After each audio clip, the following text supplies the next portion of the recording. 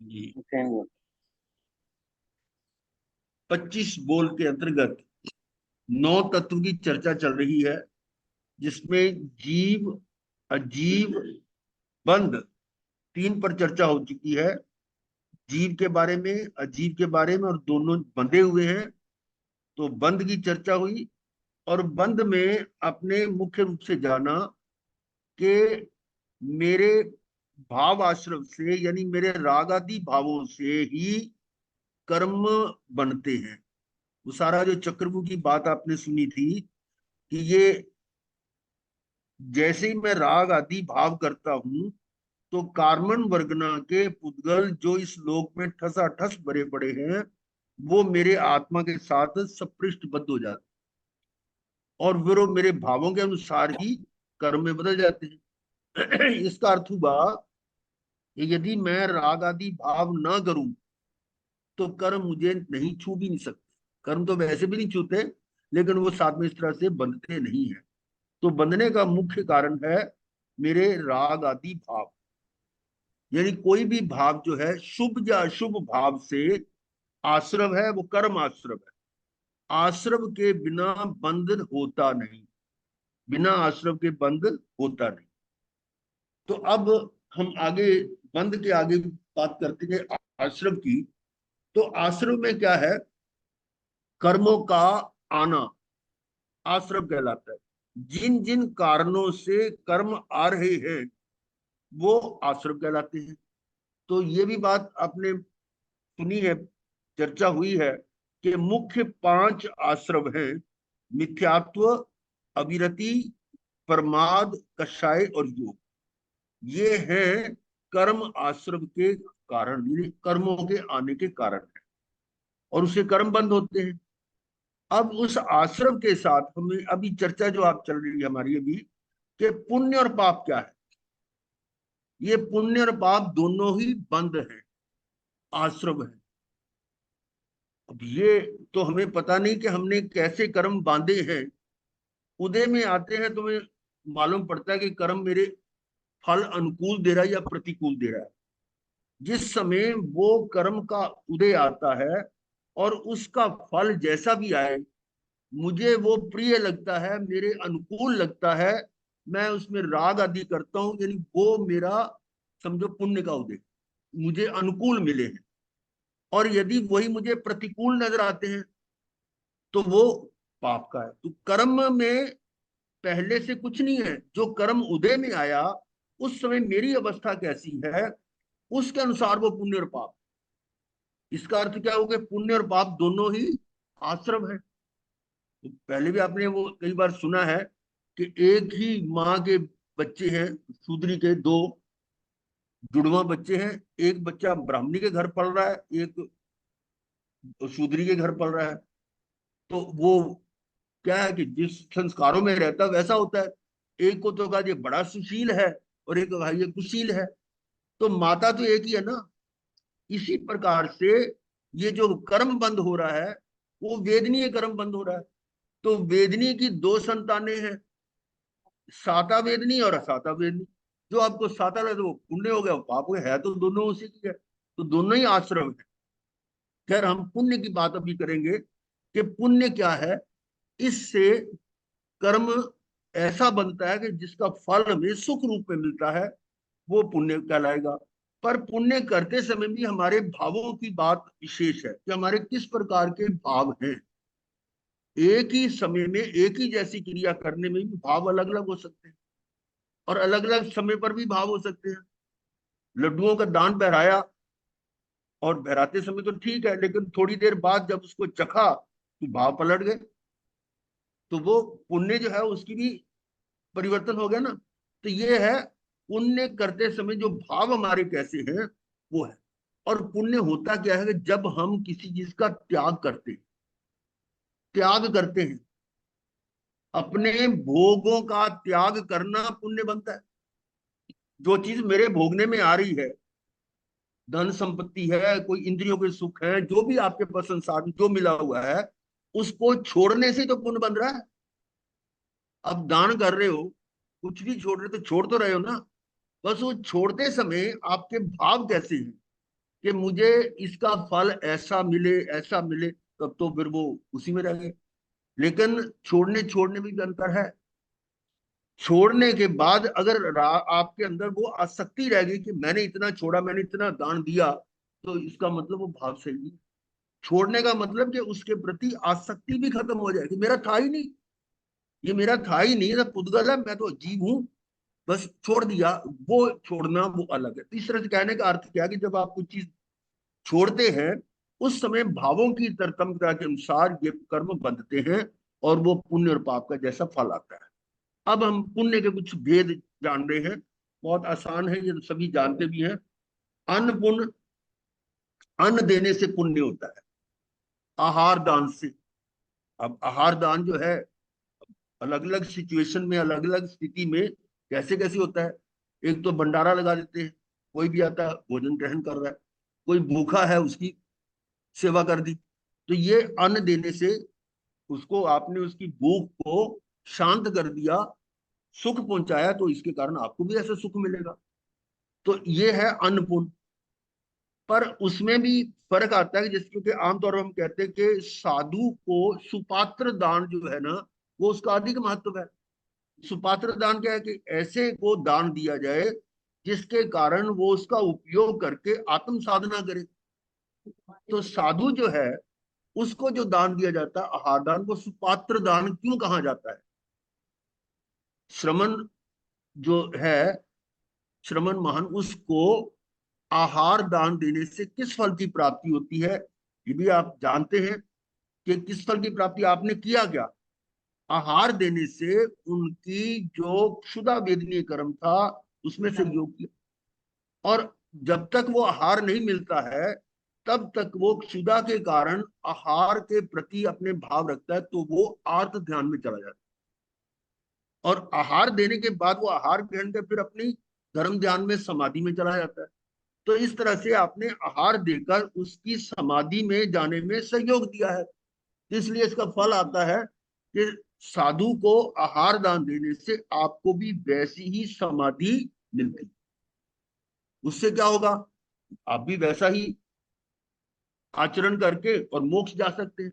उस भव में नहीं तो अगले भव में भी हो सकता है। अगले भव में आपको ऐसी सिचुएशन मिले, ऐसा रीति सिद्धि मिले कि आपको साधु का बनने का वो संयोग मिल जाता है, जैसे शालीभद्र को मिला। तो वो आहार दान देने से वो कहाँ के कहाँ वो पुण्य जो था उसको आगे मोक्ष की तरफ ले जाता।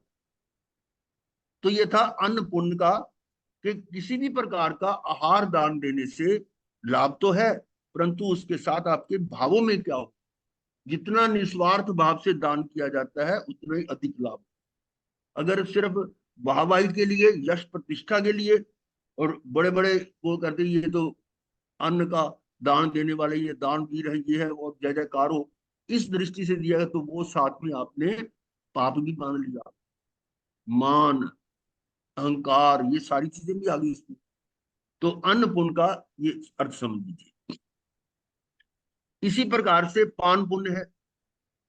पानी का, यानी वो प्याऊ लगाना, छबीले लगाना, बावड़ियां, जैसे वो राजा ने उसने, हाँ, कुएं को धोना, ये हनुमनिका सारा है। जो पानी का दान है। और ये भी बहुत महत्वपूर्ण है कि पानी भी बहुत जरूरी है। तो इसका भी दान जो है ये भी पुण्य बंद करता है। इसी प्रकार से लयन पुण्य, किसी को स्थान देने से, ठहरने की जगह देने से।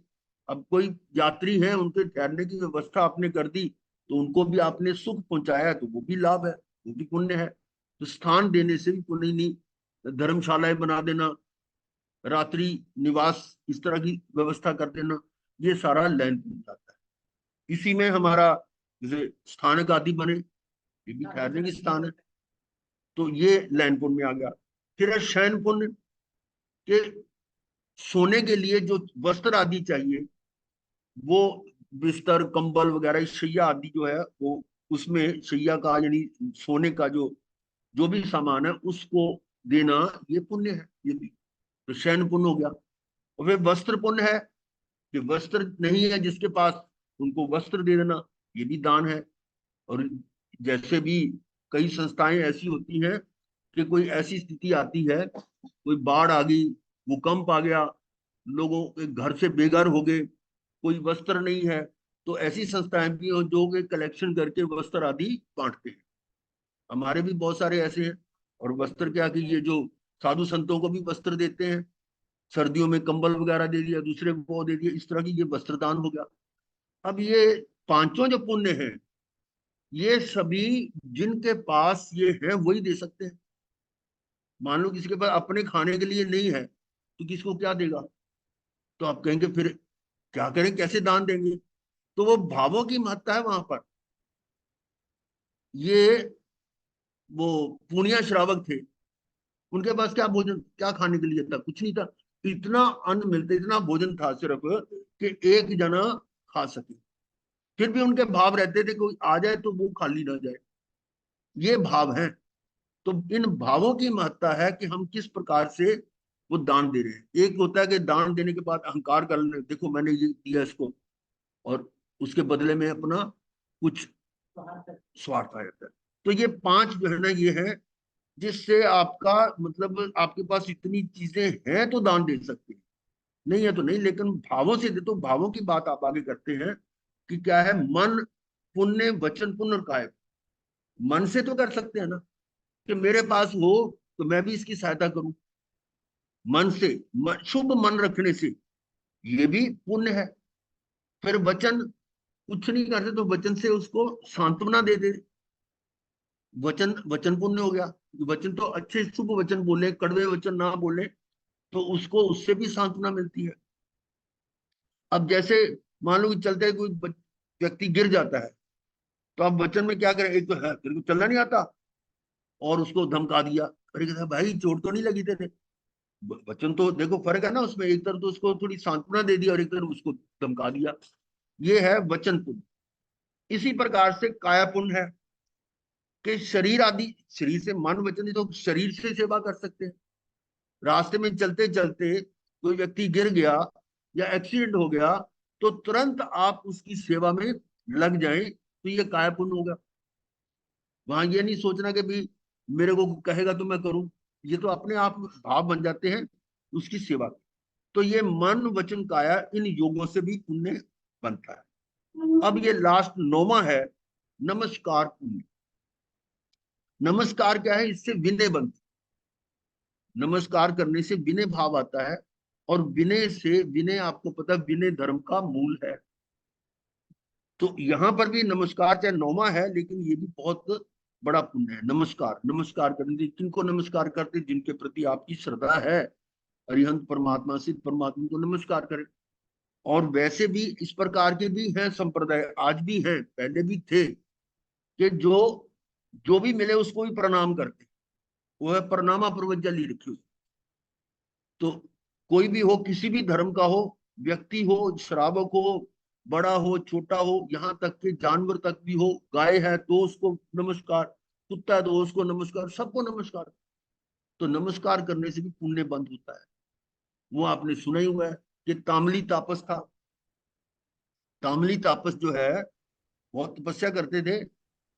ये पूरी कहानी तो नहीं मैं सुना रहा, लेकिन उसमें मूल में क्या था, उसमें प्रणामा प्रवज्जा ली हुई थी कि जो भी मिलता था उसको वो नमस्कार करते थे, शुभ भावों से नमस्कार करते थे। जैसे से उनको उसी तरह से आदर मान करके उनको नमस्कार करना। और ऐसा करके उन्होंने इतना पुण्य बांध लिया कि दूसरे देवलोक के इंद्र बन गए, ईशानेन्द्र। तो ये पुण्य का लाभ उस समय, पुण्य करते समय चाहे उन्होंने ना भी सोचा हो, लेकिन हो जाता है। इसी प्रकार से आप समाज के अंदर जो भी कार्य कर रहे हैं, समाज की सेवा कर रहे हैं, तो ये भी पुण्य का है ना। लेकिन वहां पर भी निस्वार्थ भाव से हो, निस्वार्थ भाव से, कि कोई स्वार्थ ना हो। समाज की सेवा भी बहुत है, ये भी संघ सेवा जो है ना, हाँ जी बिल्कुल। ये भी अपने आप में बहुत बड़ी चीज है। परंतु उसमें भी स्वार्थ ना रखें, स्वार्थ ना रखें। एक बार एक किसी संत ने एक वो समझाने के लिए बताया था कि एक व्यक्ति समाज में सेवा दे रहा है, मंदिर का निर्माण हो रहा है, और उसमें सारा दिन देख रेख करना, मजदूरों का हिसाब किताब करना, उनको पैसा बांटना करना, ये सब काम करता है। उसमें कोई बेईमानी नहीं, कुछ नहीं, ईमानदारी से काम। बड़ी सेवा कर रहा है। अब शाम को जब मजदूर निकलते, उनको क्या कह रहे हैं, भाई सौदा मेरी दुकान से ले लेना।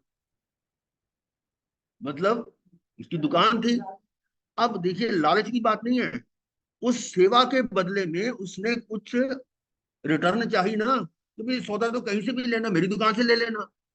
तो डायरेक्टली नहीं तो इनडायरेक्टली तो फायदा लिया ना उसने। ये स्वार्थ आ गया। इतना सा स्वार्थ वो महाराज ने बताया, जिन्होंने वो कहता है ऐसा करने से मान लो उसको 1,000 रुपया लाभ हुआ, तो 1,000 बार 84 लाख में घूमना पड़ेगा। मतलब समझाने के लिए था ये, कि कोई भी समाज का कार्य हो उसमें अपना स्वार्थ ना रख। और ये बात मुझे लगभग 30-35 साल पहले उस संतों ने बताई थी, और मुझे मुझे आज तक नहीं भूलती, और मैंने उन इन बातों को भी भूला भी नहीं, और उस पर खरा भी उतरा हूं। मतलब समाज में सेवा की, पर किसी मतलब कोई ऐसा स्वार्थ रखा नहीं। कोई गलती से हो गया तो कह नहीं सकते, लेकिन ये भाव रहे। और वो सेवा जो थी वो हमें कहाँ तक ले आई। नहीं जो आप वो कर रहे हैं वो सोचा भी नहीं होता कि समाज सेवा से हमें क्या लाभ मिलेगा, पर मिलता है। तो ये जो पुण्य है ना, इस तरह के लाभ करता है। यानी सेवा करने से तन मन धन, यानी जैसे भी मन वचन काया से, ये पुण्य है, और वो उसी जन्म में भी फल दे देता है और आगामी जन्मों में भी देता है। अब हमें जो मिल रहा हुआ है, जिसको हम समझते हैं पुण्य है, तो मेरा पूर्वकृत कर्म है ना, तो ये है। पर ज्ञानी जो है ना, उसकी समझ कुछ अलग है। वो पुण्य करते समय जब वो दान आदि देता है, तो वो उस पर आसक्ति नहीं रखता। वो ये सोचता मेरा है ही नहीं, मैंने क्या दिया, वो कर्ता भाव नहीं करता। और ऐसा करने से पुण्य तो अपने खुद खुद बनता है, लेकिन वो पुण्य ऐसा है जो उसको आगे मोक्ष की तरफ ले जाता है। वो मुमुक्षु बनता है इस तरह का। तो ये थोड़ा पुण्य के बारे में है, कि पुण्य और पाप जो दोनों है, वास्तव में कर्म ही है, शुभ है या अशुभ है। तो ज्ञानी इन दोनों में अंतर नहीं करते। जो अंतर करते हैं कि पाप और पुण्य अलग अलग है, तो समझ लो उनको समझ नहीं है। वो चतुर्गति में घूमने वाले ही हैं, क्योंकि पुण्य करोगे तब भी गति भ्रमण है, पाप करो तब भी गति भ्रमण। इन दोनों से हटकर, शुभ अशुभ से हटकर ही लाभ है। क्योंकि हम अकेला सिर्फ पुण्य की बात ऐसे करते हैं कि पुण्य बहुत श्रेष्ठ है। किसकी अपेक्षा से? पाप की अपेक्षा पुण्य श्रेष्ठ। उससे क्या है, ऐसा पुण्य करो कि जो हमें मोक्ष की तरफ ले। तो ये था पुण्य के 9 भेद।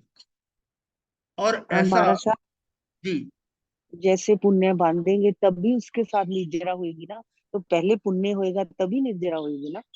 पुण्य का निर्जरा से कोई संबंध नहीं है। पुण्य तो आश्रव है, और संवर के नहीं, बिना निर्जरा नहीं होती। संवर के बिना निर्जरा नहीं होती। और पुण्य पाप दोनों आश्रव हैं, यही तो समझाना है।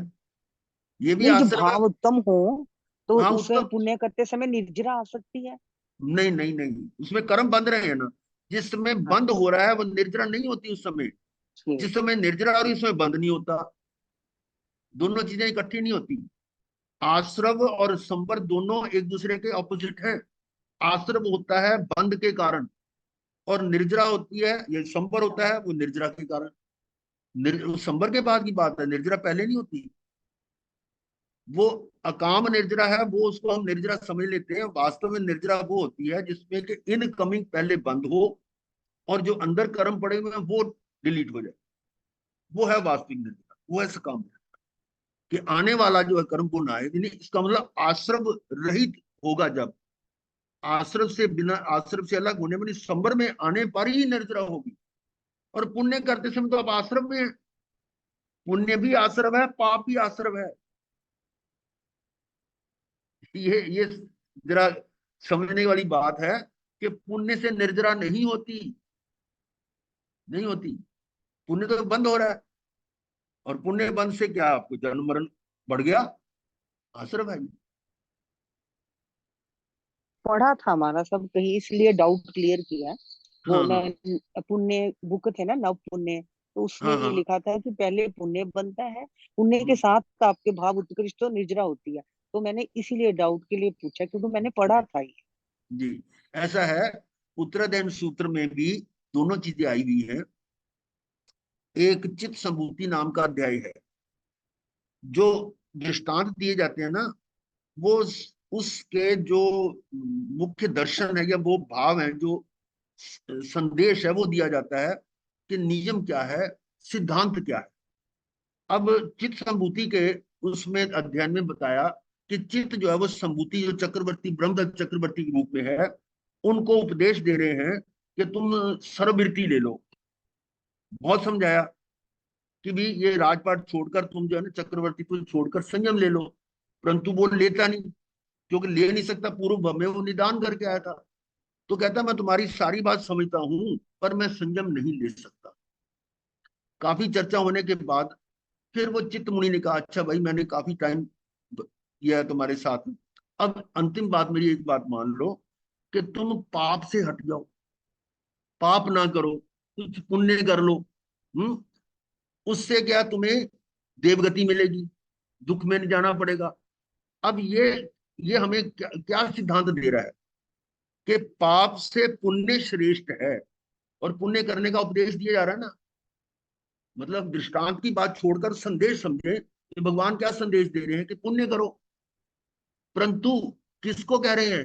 जो पापी है, जो पाप कर रहा है, और उस पर करके भी इसको छोड़कर तुम कुछ पुण्य कर लो, धर्म कर लो, क्रिया कर लो, कुछ। यही है ना। फिर आगे उसी उत्तरायण सूत्र में समुद्रपाल मुनि के अध्याय में, वहां पर भगवान क्या फरमा रहे हैं कि वो मुनि बनकर शुभ अशुभ दोनों भावों से परे हो जाते हैं। अब बोलो, शुभ और अशुभ क्या है? पाप, पुण्य और पाप दोनों से विरत हो गए, और पुण्य पाप से हटकर सिद्ध बुद्ध मुक्त कल्याण कर गए अपना। अब बोलो, वहां पर क्या संदेश दिया जा रहा है कि शुभ अशुभ दोनों से हट जाओ। अगर हम एक ही जगह पर एक ही बात को पकड़ कर बैठ जाए तो अर्थ का अनर्थ हो जाता है। वो वहां पर समझाया किस सिचुएशन में कि पापी जो पाप कर रहा है उस पर करुणा करके तुम ये छोड़ो और इसके बजाय पुण्य कर लो। वो संदेश दिया है। परंतु मोक्ष की दृष्टि से मुमुक्षु के लिए वहां क्या उपदेश दिया है कि ये दोनों से हटो, पुण्य और पाप दोनों से हटो। अगर हम इसका अधूरा किसी को बात करते हैं, एक एक ही अध्याय की बात करते हैं, तो वो तो व्यक्ति आपकी बात को सुनकर पुण्य में लग जाएगा, पुण्य करो, पुण्य करो, पुण्य करो। और बहुत सारे ऐसे प्रेरणा देते हैं पुण्य की, और ये कहते हैं बड़े पुण्यशाली हो, भाग्यशाली हो। इसका मतलब आप पुण्य को प्रमोट कर रहे हो ना। पर उसके साथ दूसरी बात यह है कि पुण्य तो उनको समझाना पड़ेगा, पुण्य भी गति भ्रमण ले जाना, ये भी आश्रम है तो उसी वेदनीय माता का है, साता साता दोनों उसी के हैं, कर्म बंध है, आश्रम है। तो ये था पुण्य के बारे में। मेरे ख्याल क्लियर हो गया होगा। हाँ जी महाराज साहब। हाँ नहीं, ये तो पता ही था महाराज साहब कि ना अभी पुण्य और पाप जब तक जीरो नहीं होंगे तब तक हाँ। मुक्ति नहीं, लेकिन बस अच्छा, इतना ही एक बात पूछना और था। भी है, हाँ एक बात और जी। भी है कि पुण्य और पाप आपस में वो जीरो नहीं होते। ये नहीं यानी खत्म हो। जैसे बैलेंस शीट होती है ना, प्रॉफिट एंड हाँ। लॉस मिलकर वो बैलेंस शीट बनती है, ऐसी नहीं है। पुण्य अलग से भोगना हम्म। पड़ेगा, पाप अलग से हाँ भोगना जी हाँ पड़ेगा। जी। जब वो ये दोनों खत्म होंगे। दोनों अलग अलग भोगने पड़ेंगे। हाँ जी। हम्म। तो फिर महाराज पुण्य नहीं करना चाहिए। यही बात है ना। जो ज्ञानी है ना, वो नहीं करना चाहता, पर हम्म। जबरदस्ती हो या, या। जाता है। हम्म। ज्ञानी पुण्य करना नहीं चाहता, हम्म। लेकिन हो जाता है। और उसके बाद भोगने के टाइम पे जरा। तो भोगने के टाइम पर ज्ञानी उसको किस भाव से करता है? हाँ, तो उसको केयरफुल उसके रहना साथ चाहिए। आसक्ति नहीं होती, उसके साथ अटैचमेंट नहीं होती। और जो हम्म। दान करते समय, पुण्य करते समय भी अटैचमेंट नहीं रहती। वो बाद में ये ये नहीं बात। कहता कि वो लिखा होता है कि ये दान की, इसने इतना दान दिया, इसने हम्म। इतना, वो पट्टियां लिखी जाती हैं, पत्थरों पर लिखे जाते हैं, और उनके भवनों के नाम लिखे जाते हैं। वो ज्ञानी वो काम नहीं करते। आत्म ज्ञाता जी कुछ आए कहने के लिए। हम्म। हाँ जी। एक चीज समझने की है कि पुण्य की निर्जरा नहीं होती, हम्म। यानी आप कर नहीं सकते। पाप का तो आप सिस्टम है कई। जी। पाप से तो आप जो है 12 प्रकार से जैसे तप करते हैं, इसी तरह आप उसको, पाप को तो आप कर सकते हो, क्षय कर सकते हो। हम्म। पुण्य तो भोगना ही पड़ेगा। अब इसकी एग्जाम्पल ये समझे, शालीभद्र शालीभद्र का ये जो था सुपात्र दान से हुआ। फिर वहां उस घर में भी रहते उसका पुण्य इतना था कि जब मुक्ति का समय आया, धन्ना के साथ दोनों हैं उस स्थिति में बैठे हैं, पर इनका पुण्य इतना बचा हुआ था।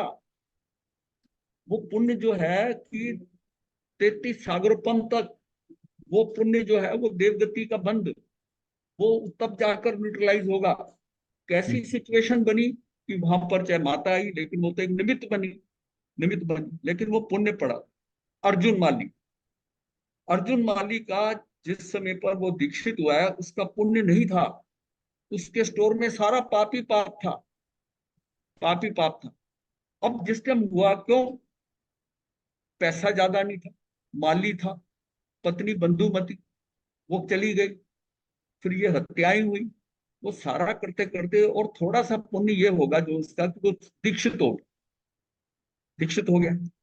अगर वहां पुण्य पड़ा होता, अब दीक्षित होकर उसने पाप पर निपटारा कराया तो 6 महीने में निकल गया। ये जो सारा बैलेंसिंग है ना, ये बैलेंसिंग ये व्यवस्था में पड़ी होती है। अब इसलिए पुण्य से बचना जरूरी है। तो ये कहा जाता है कि पाप रूप तो पाप है, जानत जग सब कोई, जग में सब जानते हैं।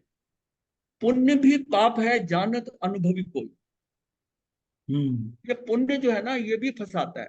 अब क्या कि हम पुण्य ना करें। अब बात वो आती है, पुण्य तो करेंगे, अनुकंपा का भाव भी रहेगा। पुण्य कहीं के ऊपर आप मतलब अरेंज पुण्य नहीं करेंगे। एक स्थिति आ जाती है ऐसी कि आपके सामने किसी को और आप ही वहां मौजूद है, उसको हॉस्पिटल छोड़ना है, रोड पे एक्सीडेंट हो गया, आपकी गाड़ी पीछे आ रही थी। अब आप सोचो कि मेरा पुण्य नहीं, नहीं, ऐसी बात नहीं है। आपने उसको वहां छोड़ा हॉस्पिटल में, यानी कि इसकी जान बच गई, अनुकंपा भाव है। इसलिए पुण्य को गलत भी नहीं समझना। पुण्य ये फिर पुण्य करके समझना कि ये व्यवस्था में पड़ा हुआ था, मैं तो माध्यम हूं, मैंने इसका करना था, मेरे हाथ से हो गया।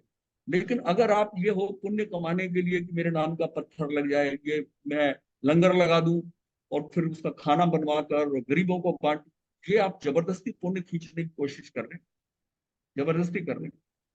ऐसा नहीं है। मतलब उसमें आप पुण्य को बनाने की, आपको पुण्य जो सहज में जो व्यवस्था में पड़ा हुआ है वो तो आपसे होगा ही, वो होगा ही। अब ये पुण्य ही है ना कि शालीभद्र के घर जो है, जब वो संयम ग्वाला है, जब धन्ना की ग्वालन का बेटा है, तो संत उसके घर आ गए। ये भी तो पुण्य से आए ना, ये भी पुण्य से आए। और फिर पुण्य के बाद में उसका हुआ, तो ये सारा पुण्य और पाप का खेल तो चलता रहे। लेकिन हमने पुण्य बांधने के लिए कुछ स्पेशल एफर्ट होता है ना, कि मेरा पुण्य बन जाए। और मैं पुण्य को कहता हूँ कि पुण्य बांधने की अगर ये ना, it's some sort of addiction, ये लत लग जाती है। जिनको पुण्य करने का ना पैसा खूब होता है, कोई नहीं करता, किसी को होता है नहीं मैं कर सकता हूँ इतना, वो खूब पुण्य करता है, तो संसार से निकलना मुश्किल हो जाएगा। पर ये गुरुजी गृहस्थ में रहते तो कितना पाप लगता है। देखो अगर वो पुण्य करना भी छोड़ देगा तो फिर पाप देखो पुण्य पुण्य उसने करना है जिसको कि जो यहाँ इस धर्म में नहीं आया, जैन धर्म में, उसको माता पिता संस्कार धर्म का, वो केवलियों का, सर्वज्ञ सर्वदर्शियों का धर्म नहीं मिला। आपने कितना पुण्य किया होगा जो इस धर्म में आए। जिसको ये धर्म नहीं मिला, ये संस्कार नहीं मिले, किसी मुस्लिम के घर पैदा हुआ, किसी क्रिश्चियन के जो खान पान खराब है, उसको वो पुण्य करता है तो वो यहाँ आता है। आपने बहुत पुण्य करके यहाँ आए हैं। हम तो अपनी बात कर रहे हैं कि जो इस धर्म में आ गया वो सिलेक्टेड क्लास है। आप सबके साथ अपने को कंपैरिजन नहीं करो। जो पुण्य करते हैं उनको खूब करें, वो मैं कहता हूँ। आप लोगों ने बहुत पुण्य किया है। हाँ, जो पुण्य किया है उससे आपको क्या कुछ मिल गया है कि आप टोटल क्या 1000 में एक, 800 करोड़ की आबादी में 80 लाख नहीं हो, इसका मतलब है कि 1000 से भी ज्यादा लोगों में एक आता है। आपने वो पुण्य करके पीछे यहाँ तक आए हो। फिर माता पिता के संस्कार, सारी व्यवस्थाएं, सब कुछ आपको देखो, आम आदमी आम जाति में अच्छा मिल रहा है। अब यहाँ निर्जरा की बात कर रही हूँ तो मैं हल्का हो जाऊं। अब यहाँ भी पुण्य कमाते रहे तो चक्रवर्ती बनना है क्या? अब चक्रवर्ती जितना पुण्य तो नहीं कर सकते ना, पर उसका रिजल्ट क्या आता है चक्रवर्ती के पुण्य का? वो तो उतना भोग लिया अगर, तो नरक में जाता है। तो फिर नहीं,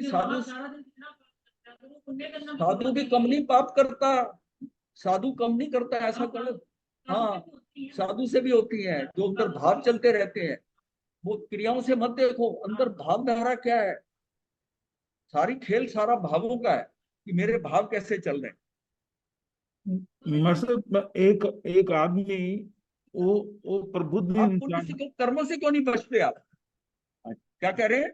मैं ये कह रहा हूँ मतलब एक पक्षी जो है वो पतंग हाँ से कट के गिर रहा है, तो हाँ, उसकी उसको वो जो जो व्यक्ति है वो उसको अनुकंपा उसके ऊपर करता है। मैंने आपको तो बताया वो भी एक्सीडेंटल है, आपके सामने गिर रहा है, आपके सामने आया है, हाँ आप जी, उसका कर रहे हो, तो ये मत समझो कि मैं मन में ये भाव रहे कि मैं तो करता हूँ पक्षियों की, मैं तो दाना डालता हूँ, रोज करता हूँ।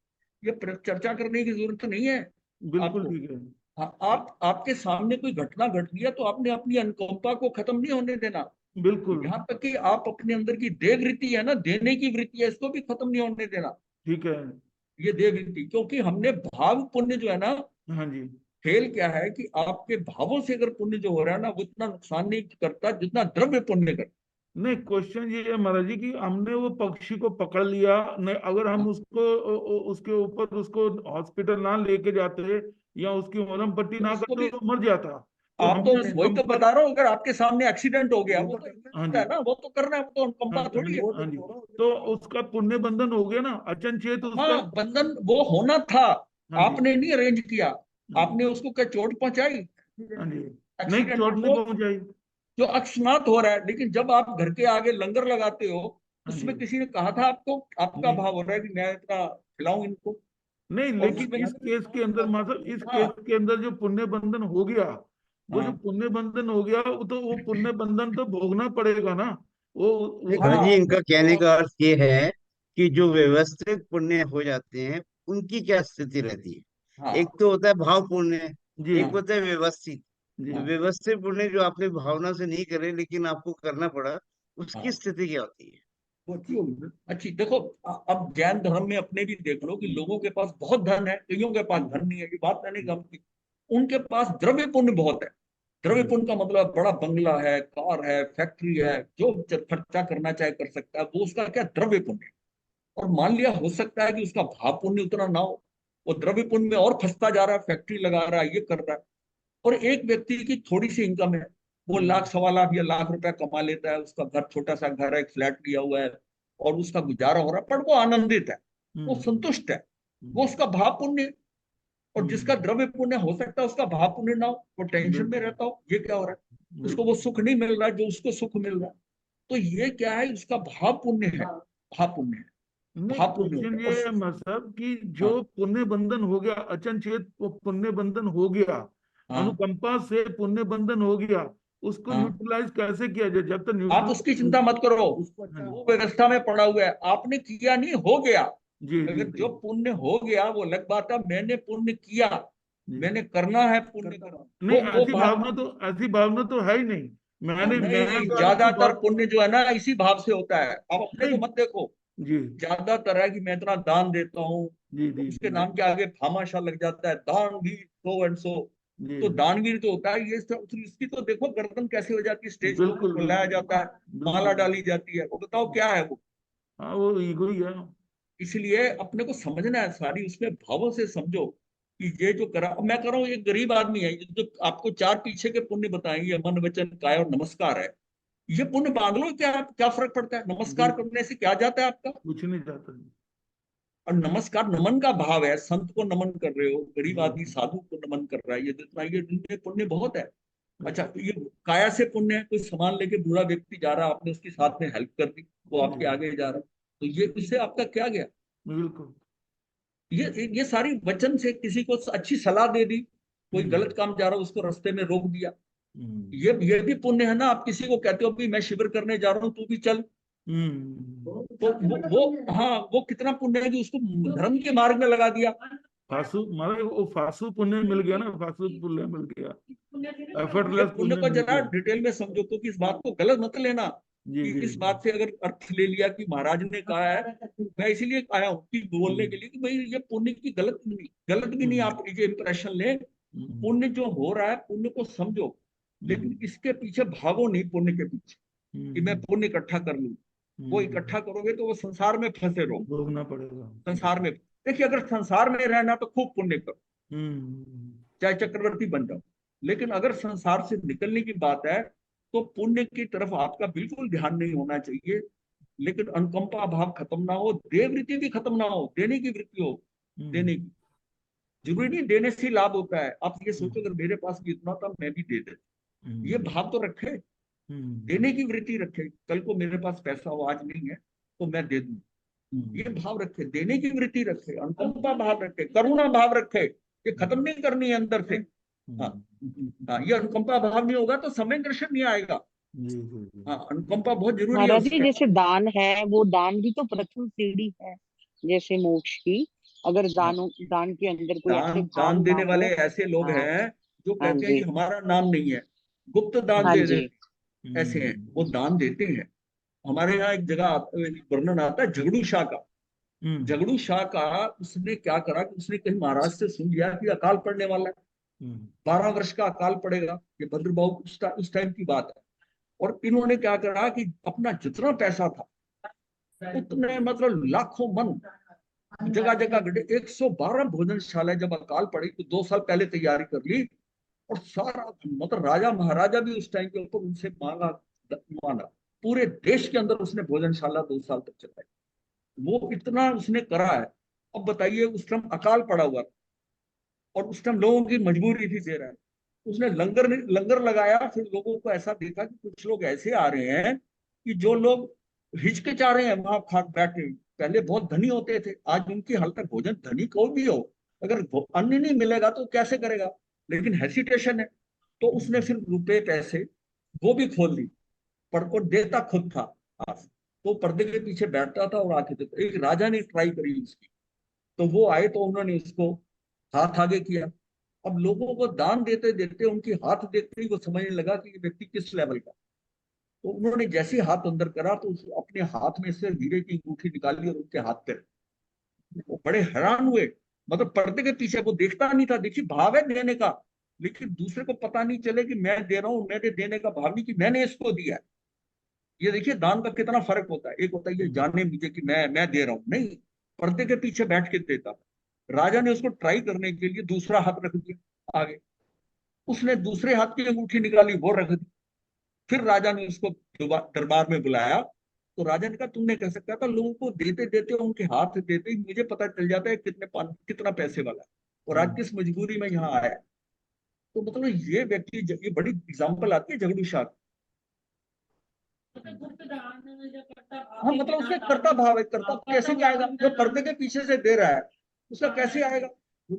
आप देना चाहे, किसी की हेल्प करना चाहे, लोग होते हैं। ऐसे भी लोग देखे हैं कि हॉस्पिटल में गए हैं, कहीं पर गए और वहां जाकर उसने जमा करा दिए पैसे इस पेशेंट के, और किसी को पता नहीं चला। जब वो बाद में जो निकला बाहर तो उन्होंने कहा कि भाई हमारा बिल कितना, कहते आपका बिल तो पहले पे हो गया। भाई कौन दे गया, कौन दे गया। तो पता चला कि जो व्यक्ति लाकर उसको एडमिट करा के गया था वो जाते हुए उसकी पेमेंट अंदाजे से करके और ज्यादा पेमेंट हॉस्पिटल को कर गया और चला गया। ये करते हैं। ये बात है कि पुण्य हम किस मन से, किस भाव से कर रहे हैं, किस भाव से कर रहे हैं। ये समझो कि हम पुण्य को मन से निकालना बनी, पुण्य को गलत नहीं समझना है, गलत नहीं समझना है, पर इसके पीछे भागना भी नहीं है कि मैं पुण्य, बस ये बताऊं। एक हम बहन ने, महाराज जी, हाँ जी सॉरी हाँ जी, महाराज जी, वेरीफाई कर दिया। एक बिल्कुल। एक, क्वेश्चन है। हाँ जी हाँ जी, हाँ जी, महाराज जी, आपने शिविर की बात की कि एक ऑनलाइन शिविर आपने कहा था, तो हाँ जी। उसका फॉर्म फॉर्म वगैरह का कैसे मिलेगा और अभी कैसे रजिस्टर अभी कराना है? कल ही आपको व्हाट्सएप पे आज आ जाएगा, आज मैं कर दूंगा उसको। ग्रुप में आप देख लेना। तो 21 जून से शिविर शुरू हो रहा है नहीं नहीं, ये और उसका ऑनलाइन। ऑनलाइन, हाँ ऑनलाइन होगा। और उसकी बुकिंग जी भी ऑनलाइन है, वो फॉर्म आपके पास आ जाएगा। अभी इस प्रवचन के बाद मैं आपको वो सेंड कर दूंगा जी जी जी जी, थैंक यू थैंक यू। वो। लेकिन आप यहाँ आके करना है या वहीं बैठे करना है? नहीं, हम तो अमेरिका में है ना, तो हम वहीं बैठे करेंगे। नहीं नहीं, वो सिस्टम तो आचार्य जी अलाउ करेंगे तब होगा, वो हम नहीं कर सकते। नहीं, हम हम तो जितना यहाँ कर। यहाँ की शिविर की बात करते हैं हम, कि यहाँ आकर जो शिविर करना चाहता है उसकी बुकिंग के लिए है। नहीं, और वहां ऑनलाइन। पर आपने अरेंज करके कोई ऐसा, जैसे हमने यहाँ सेंटर बनाया वहां पर सेंटर बना ले और आचार्य जी से संपर्क करें तो कोई व्यवस्था हो भी सकती है। नहीं नहीं, आपने ऑनलाइन की बात की थी ना, ऑनलाइन। ये ऑनलाइन है या इन पर्सन है? यहाँ जो इन होगा यहाँ पर्सन तो है, इन ऑनलाइन है, पर्सन। अच्छा जी, पर वो ठीक है। ऑनलाइन हर व्यक्ति की अप्रोच में नहीं होगा। वो यहीं पर हमारे लिंक के हिसाब से यहीं चलेगा, और कोई चाहे कि हम अपने हर के अपने अपने फोन पे चला ले, नहीं चल सकेगा, हाँ रिस्ट्रिक्टेड होगा। वही, नहीं लिमिटेड होगा, पर उसके लिए हम साइन अप कर सकते हैं कि थोड़ा हमें ऑनलाइन आ जाए हमें। वो आचार्य से पूछना पड़ेगा, हम यानी कुछ नहीं बता सकते इसके बारे में। क्योंकि उनकी चलिए वेबसाइट आगे पे तो बढ़े कुछ महाराज। नहीं है। उनकी वेबसाइट पे वो वही बताएंगे, और ये वैसा संभव होगा नहीं, क्योंकि टाइम जो है ना, अमेरिका का और यहाँ का दोनों का टाइम डिफरेंस बड़ा है। यहाँ तो दिन में नहीं होता है, वहां रात में कर कैसे होगा। नहीं, पर हम सुबह अभी भी जैसे हम बैठते हैं तो सुबह का थोड़े दिन तो हम डाल सकते हैं महाराज ना, नहीं जी, ये नहीं, सोना बाद वो में वोना। बात कर 24 लेंगे ना, आगे वो बढ़ते हैं। 24 घंटे की ठीक है बात होती है, वो नहीं होती। जी, चलिए, ओके। अभी मैं बात कर रहे थे, हम जो आपको पुण्य की बात कर रहे थे, तो ऐसा कई बार हम अर्थ कुछ अलग ले लेते हैं। मैं आप एक एग्जांपल देता हूँ जो हुई है घटना। एक बहन ने ऐसे ही प्रवचन सुना, और उसने धारणा बनाई कि पुण्य नहीं करना, पुण्य नहीं करना। अब वो घर गई, तो उनके बाहर जो है ना, कोई भिखारी रोटी मांगने आ गया, भाई रोटी दे दो, नहीं दूंगी, नहीं दिया। हम्म, अब बताओ कि वो क्या समझी पुण्य को।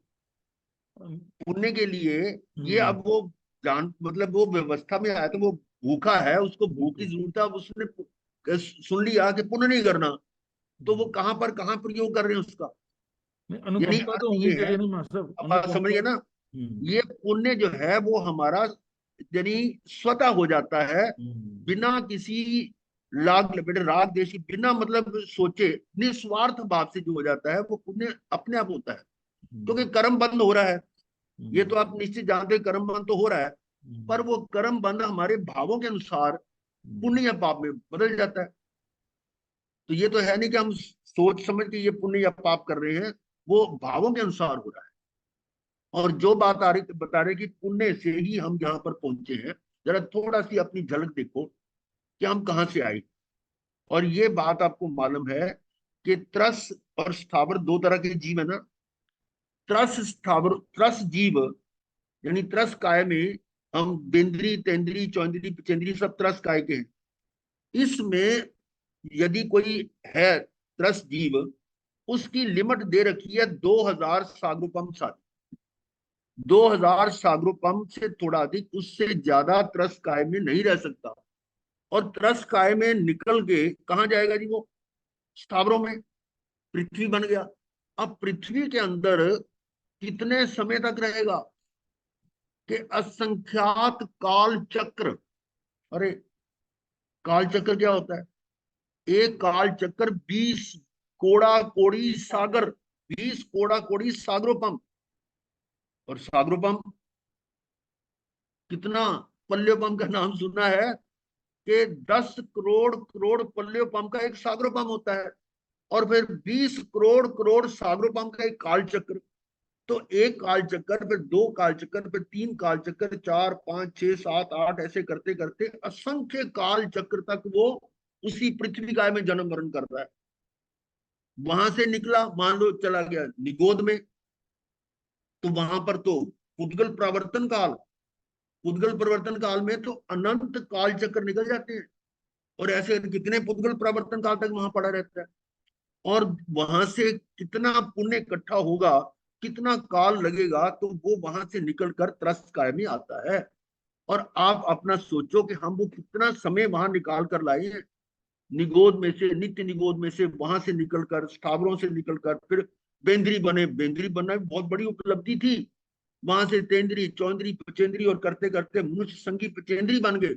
और वहां से भी और कितना पुण्य है कि हम जैन कुल में पैदा हो गए। महावीर की, भगवान की वाणी जिन वाणी मिल रही है। ये बताओ कि ये जिनवाणी जो है, जो वीतराग वाणी, किसको मिल रही है? कितने लोगों को मिलती है? आज भी अगर हम अपने अपनी लिमिट की बात करते हैं, जिस खंड में हम रह रहे हैं, या जिसको हम ग्लोब समझ रहे, दुनिया समझ रहे हैं, तो 8 कितने हैं? 8 अरब, 8 अरब मनुष्य हैं, इतना अंदाजा है। उसमें से जैन कितने हैं? ज्यादा से ज्यादा 80 लाख। सारे मिला के, मतलब भारत के भी और बाहर के भी। तो रेशो कितनी होगी कि 1000 मनुष्यों के पीछे एक जैन है। तो कितनी हम विशेष उसमें आ गए। और उन जैन में भी, जैन परिवारों में भी ऐसी जगह पैदा हुए जहां पर हमें साधु संतों का समागम मिल रहा है। और कितने जैन ऐसे जिनको ये अवसर ही नहीं मिलता।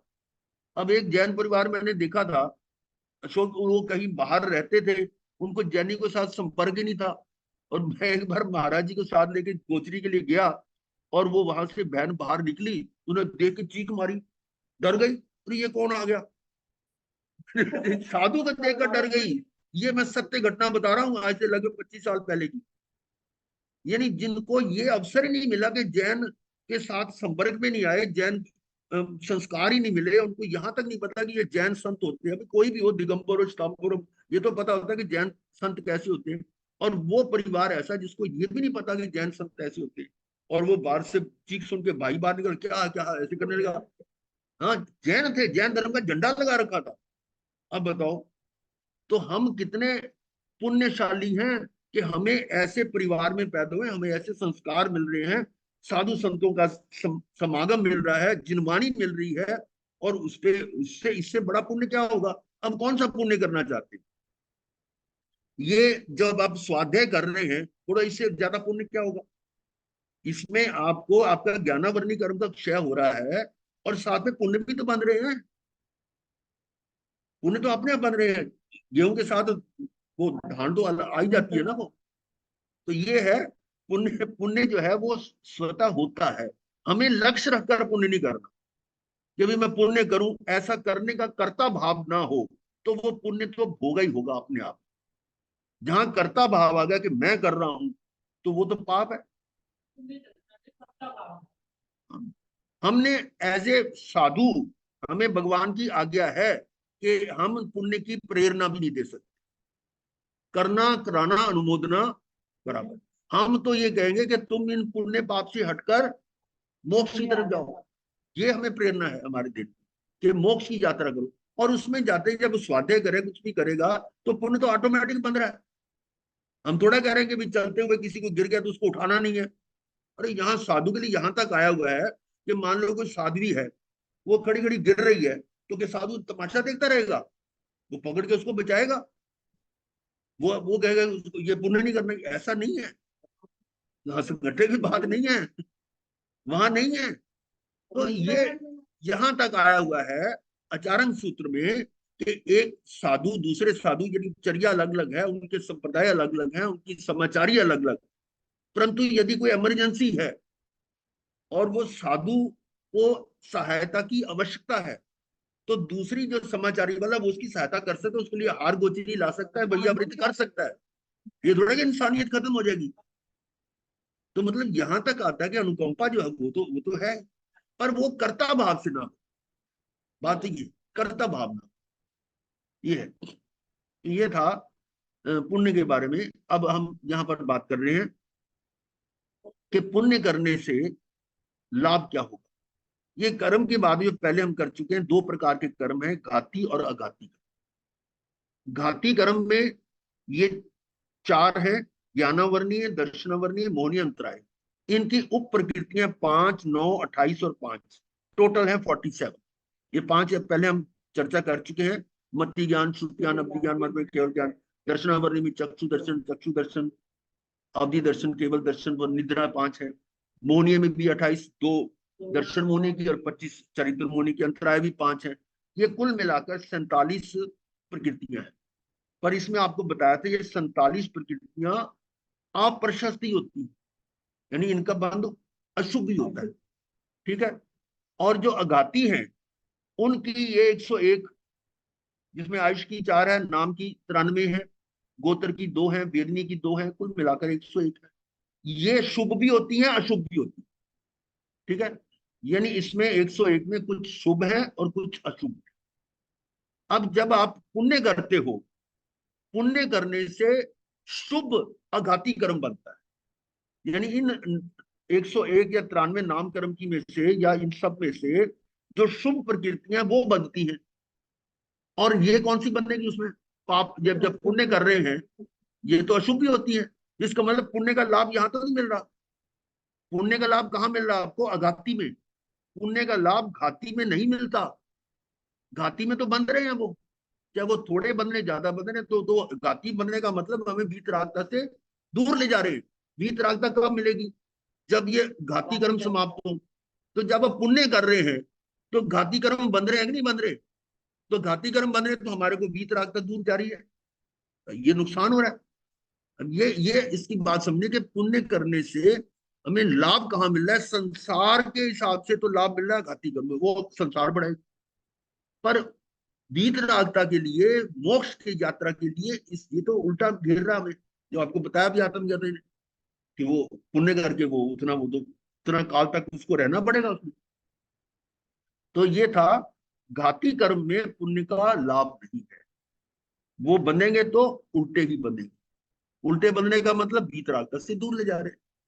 क्योंकि ये 47 प्रकृतियां अगर, यानी इनमें से अशुभ प्रकृति, ये सारी अशुभ है, इनका ये घाती कर्म है ना सारे, ज्ञानावरणी, दर्शनावरणी, मोहनी, ये सारे समाप्त होंगे, क्षय होंगे, तब केवल ज्ञान है, तब मोक्ष है।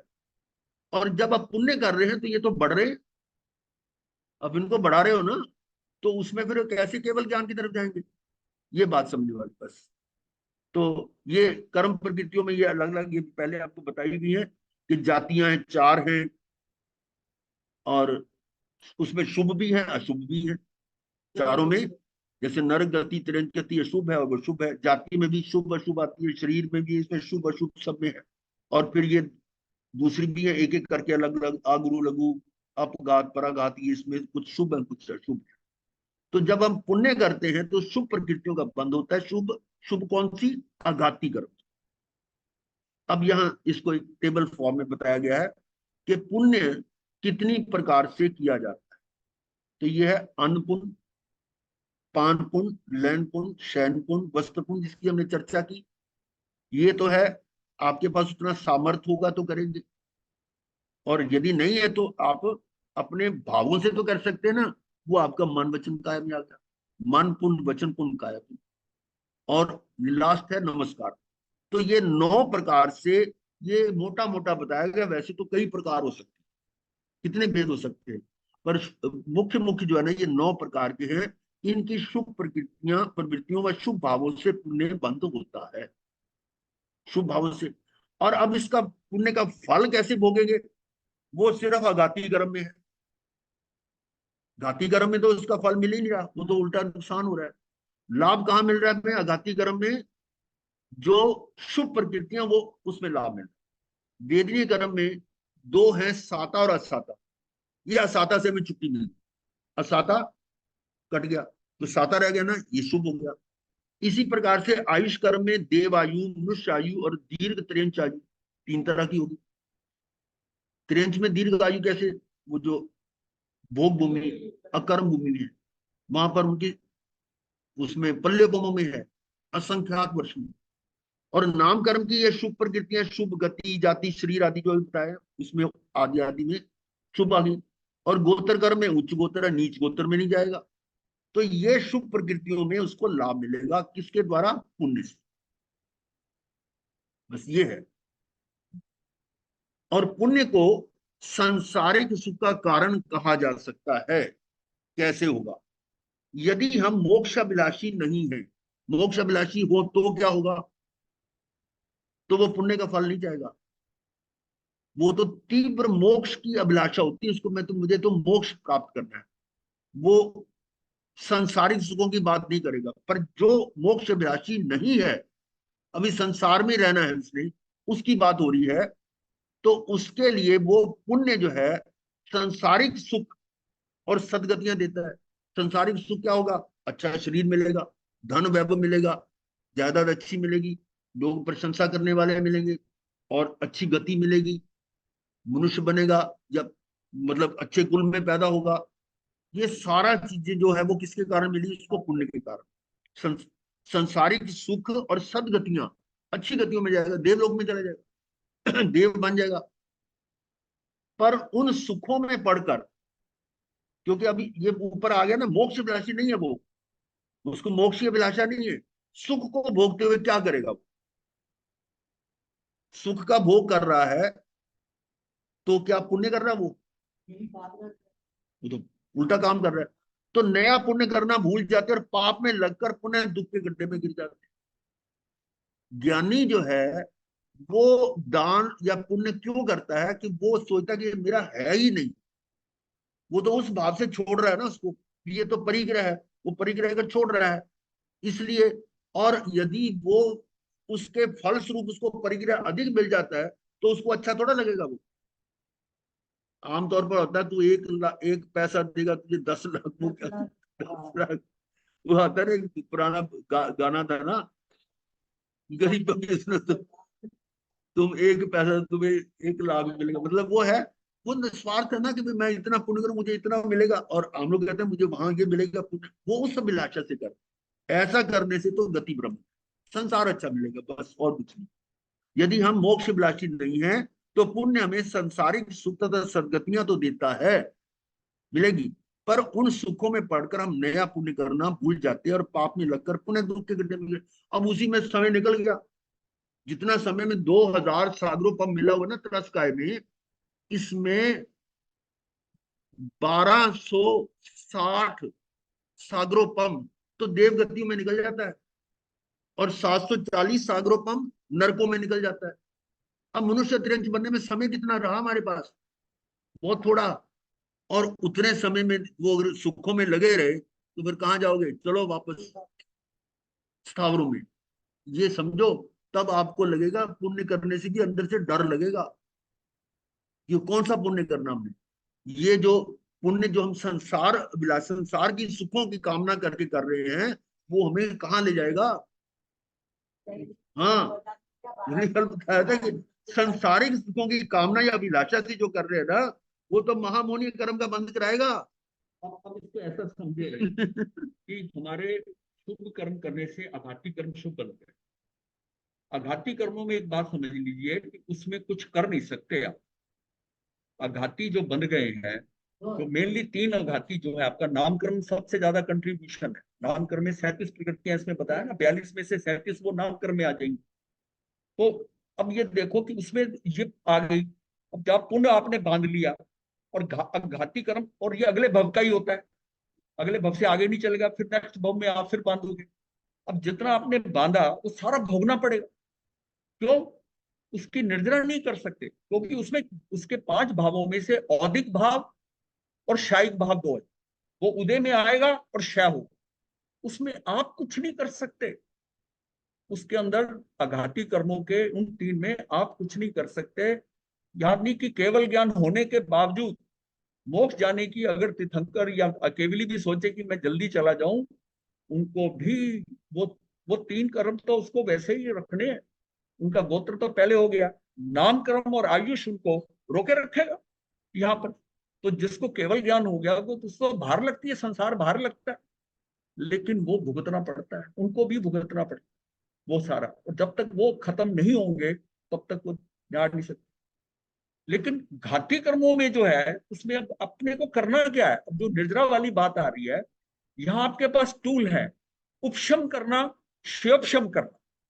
ये जो आपको टूल दिए गए हैं, ये दोनों आघाती में नहीं है, ये आघाती में नहीं है। ये बात समझने की है, ये बात समझने की है कि मैं उन कर्मों को जो है, अगर वो कर्म है उसके लिए मैं क्या करूं, मैं उपशम करता जाऊं, क्षयोपशम को। तो हम आज तक, अभी तक जो है क्षयोपशम से यहां तक पहुंचे हैं। हमने क्या कोई बड़ा काम किया है? कुछ नहीं। हम कुछ कुछ ऐसी जगह में फंसकर हमारे से ऐसा काम निर्जरा हो गई, उसमें हम वहां इन्वॉल्व हुए और हम फंसे रह गए। हमको भोजन नहीं मिला, हमको किसी ने सहायता नहीं करी। तो ये बात है कि अगर आप दूसरों को धन देते हैं, दूसरों को पैसा देते हैं, तो क्या है कि दूसरों को सुखी करने में अपना सुख मिलता है। ये क्या होगा? लौकिक सुख। लौकिक सुख अगर पाना है तो दूसरों को सुख देने की सोचो, और अगर पारलौकिक सुख पाना है तो अपने दुख सहो। दोनों की बड़ी बात है। अगर हम अपने सुख की नहीं, दूसरों को सुख देने की सोच रहे हैं, तो ये मेरा संसार बढ़ा रहा है, ये मेरा लौकिक सुख मुझे दे। और अगर मैं सोचूं कि इस जीवन में मुझे पारलौकिक सुख मिले, तो अपने दुखों को सहन करना, ये उसकी निर्जरा होगी। ये उसको लेके जाएगा, मैं अपने दुखों को सहता जाऊं और मन में कुछ किसी तरह का कलेश और ऐसा भावना आए, अपने दुखों को सहकर। देखिए, महावीर स्वामी राजा के बेटे थे, खूब दान करते जीवन में, पत्नी थी, बेटी भी हो गई थी, तो अब वो दान दे सकते थे। श्वेतांबर परंपरा में मानते हैं, उनकी शादी दिगंबर परंपरा में नहीं मानते। तो उसमें ये जो उसको दान दे रहे हैं, दान, वो कितना दान करके कितना पुण्य कमा सकते थे। छोड़कर निकल गए, और छोड़कर जो घर से निकले कितने दुख सहे। दुख सहने से क्या हुआ कि वो सारा जो है निर्जरित हो गए। और वो दान पुण्य करते उस समय पर, तो फिर तो उनको दान पुण्य करना चाहिए था। उन्होंने दुख सहना। अगर आपको पारलौकिक सुख चाहिए तो अपने दुखों को सहन करो, और सुख चाहिए संसार में तो दूसरों को सुखी करो। तो इसको मतलब हम दूसरे तरीके से कह सकते हैं कि आत्म ध्यान रौद्र ध्यान नहीं करना। हाँ, वो सारी चीजें मिला के आती हैं। हाँ। सारी चीजें आएंगी, कषाय नहीं करना, आत्म ध्यान नहीं करना, लेकिन अभी तो बात पुण्य की चल रही है। तो अपने को पुण्य से समझना है कि मुझे पुण्य कहाँ करना है, भागना नहीं है इससे, पर समझना है कि ये मुझे भोगना ही पड़ेगा, करना ही पड़ेगा। अब जो व्यवस्थाएं में आपका पुण्य है, ये भी लेन देन है, इसका भला होना है आपके द्वारा। आप कुछ भी कर लो, हो ही जाएगा। ये भी व्यवस्था में पड़ा हुआ है, आप किसी का करते नहीं, उसका होता है। तो इसकी निर्जरा तो करनी पड़ेगी ना, कि निर्जरा भी अपने आप अरे हो ये जाएगी। क्लास हो रही है ना, ये भी पुण्य बांध रही है। हम्म, हम अपना करने की बजाय ये जो कर रहे हैं, ये जो हम्म, ध्यान देना, ये भी क्या संत का प्रवचन देना, संत का पुण्य बंधता है, निर्जरा नहीं होती। पुण्य बंधन होता। हाँ, अब वो कहे मैं तो भागतो, मैं तो पुण्य नहीं बांध रहा। हम्म। नहीं, समझो, ऐसा नहीं है। ये पुण्य बनता है, समझो बात को। हम्म। ये पर कर रहे हैं, पर का कर रहे हैं, स्वयं का कुछ नहीं हो रहा। हम्म। पर क्या कर रहे हैं। वो तो वो समझो बात को। पुण्य हम्म। पुण्य जो है, इससे भी आप सोचो, इसमें जब आत्म साथ होता है, आप इससे अच्छा अगर अपना ध्यान करते हो, अपना स्वाध्याय करते हो, उसका रिजल्ट अलग है, और ये क्लास ले रहे हो, उसका रिजल्ट अलग। मनोरिंद्रियों से वैसे भी दुख लेकिन ये तो साधु के लिए कंडीशन है कि अपना कल्याण और दूसरे का भी करना है। लेकिन ये जिनवानी भगवान की वाणी हाँ, सुन बनाए रखे। हाँ, हम बस ये कर रहे हैं। लेकिन अगर हम इसको छोड़ दें और अपनी साधना में लग जाए, तो स्वयं का कल्याण जल्दी हो। जो ज्ञान जो भगवान का है, लेकिन हम वहां उतना नहीं कर रहे, तो उस समय का सदुपयोग हो रहा है। अब हम सारा दिन तो नहीं कर रहे ना स्वाध्याय और ध्यान, तो हमारा 1 घंटे, लेकिन हमें ये भी है कि हमारे और जो साथ जुड़े हुए हैं, वो हो रहा है, डिस्कशन हो रहा है, आपस में प्रश्न पूछ रहा है, समझ रहे हैं। तो ये जो साथ तभी इंटरेक्शन है। अगर हम जो पट्टे पे बैठे हैं ना, ये एक्चुअल में स्वाध्याय की फॉर्म हो गई है, ये हमने चेंज को किया पैटर्न।